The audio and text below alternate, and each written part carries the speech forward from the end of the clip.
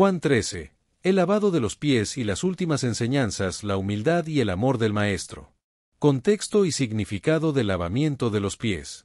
El capítulo 13 del Evangelio de Juan es uno de los más profundos y explora el poderoso acto de humildad de Jesús y sus enseñanzas finales antes de la crucifixión.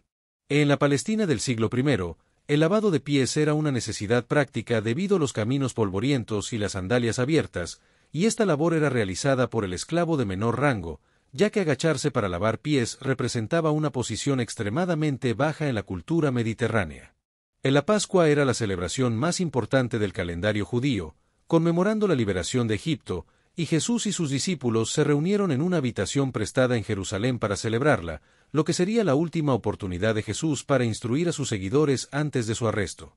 Jesús sabía que había llegado su hora y que solo quedaban horas antes de su arresto y crucifixión, y según Juan 13, 1, habiendo amado a los suyos que estaban en el mundo, los amó hasta el fin, lo que marca el inicio de las instrucciones finales de Jesús a sus discípulos. Jesús se despoja de sus vestiduras exteriores, adoptando la apariencia de un siervo, y asume la tarea de lavar los pies de sus discípulos, lo que los deja atónitos y sin entender por qué el Mesías realizaría una tarea tan humillante. Cuando llega el turno de Pedro, Jesús se aproxima con el recipiente de agua y Pedro se niega a que Jesús le lave los pies, pero Jesús responde con palabras impactantes que dejarán una enseñanza importante para sus discípulos. El lavamiento de los pies es un acto simbólico que representa una relación profunda con Cristo y una limpieza espiritual continua, como se menciona en Juan 13, el lavado de los pies y las últimas enseñanzas, la humildad y el amor del Maestro. El significado del servicio en el reino de Dios. En el reino de Dios, la verdadera grandeza se encuentra en servir, y los líderes deben ser los primeros en servir a otros, como lo establece Jesús al realizar la tarea del esclavo más bajo. Pedro inicialmente rechaza el lavamiento de pies, pero luego se transforma en un deseo entusiasta de ser lavado, incluso pidiendo que se le laven las manos y la cabeza, demostrando su comprensión de la importancia de la humildad y el servicio. Jesús explica que el que está lavado no necesita sino lavarse los pies, y que solo las partes expuestas al mundo requieren limpieza regular, hablando de una realidad espiritual más profunda. El lavamiento de pies representa una limpieza espiritual continua, y la sangre de Cristo nos limpia completamente, pero necesitamos purificación regular de las contaminaciones del mundo, como se menciona en el contexto de la pureza no solo física sino de corazón. Jesús se vuelve a poner sus vestiduras y regresa a la mesa para explicar el significado profundo de su acción, transformando el gesto en una lección perdurable para sus seguidores, y les invita a considerar el significado más profundo de su acción, exigiendo una respuesta individual y un cambio de actitud. Jesús trastorna las nociones convencionales de autoridad y poder, actuando como siervo y estableciendo un nuevo paradigma en el que servir es más importante que ser servido, y establece el patrón a seguir para sus discípulos, quienes deben replicar su actitud y hacer del servicio un estilo de vida.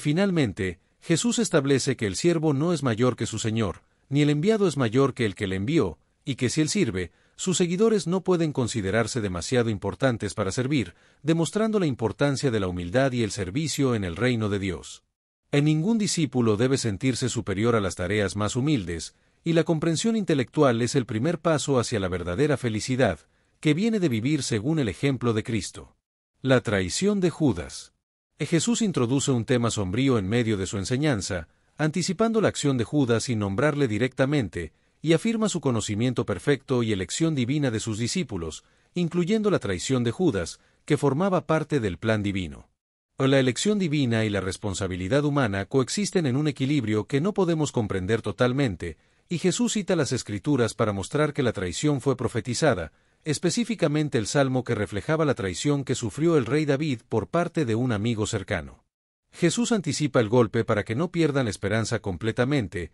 y les dice a sus discípulos que el cumplimiento de la profecía verificaría su naturaleza divina, y que ellos serán enviados como representantes, y que el que recibe al que él envía, recibe a él mismo, y que el que lo recibe a él, recibe al que lo envió. Dios Padre es la fuente original de la misión, y Jesús es el embajador perfecto del Padre, y los seguidores de Cristo extienden su presencia en el mundo, y Jesús muestra su humanidad a través de emociones profundas, específicamente la tristeza y el sufrimiento que produjo la traición de un amigo cercano. La traición de Judas causó un impacto emocional real en Jesús, a pesar de conocer el plan divino, y Jesús declaró abiertamente que uno de sus discípulos lo entregó, y sus palabras cayeron como un rayo entre los comensales, dejando a los discípulos atónitos ante el anuncio de la traición.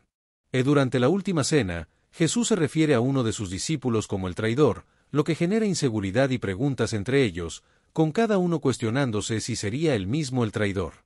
Juan, el discípulo a quien Jesús amaba, estaba recostado al lado de Jesús y recibió una señal de Pedro para preguntar discretamente a Jesús sobre la identidad del traidor. Jesús elige una señal discreta para identificar al traidor, diciendo que sería aquel a quien le diera el pan mojado, un gesto que paradójicamente era un signo de distinción hacia un invitado, y que podría representar una última oferta de amistad y redención para Judas. Jesús moja el pan y lo entrega a Judas Iscariote, hijo de Simón, después de lo cual Satanás toma control completo de Judas, quien cruza una línea espiritual definitiva al recibir el pan.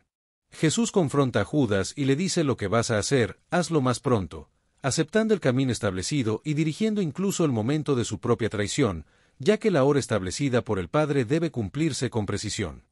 Judas abandona la cena y sale en la oscuridad de la noche, reflejando la oscuridad espiritual en su corazón, y deja atrás la luz de Cristo para entrar en las tinieblas espirituales. El nuevo mandamiento: amar como Jesús amó. Una vez que Judas sale, Jesús introduce el mandamiento más importante, que es amar a los demás como los ha amado, y establece que el amor entre creyentes debe ser tan evidente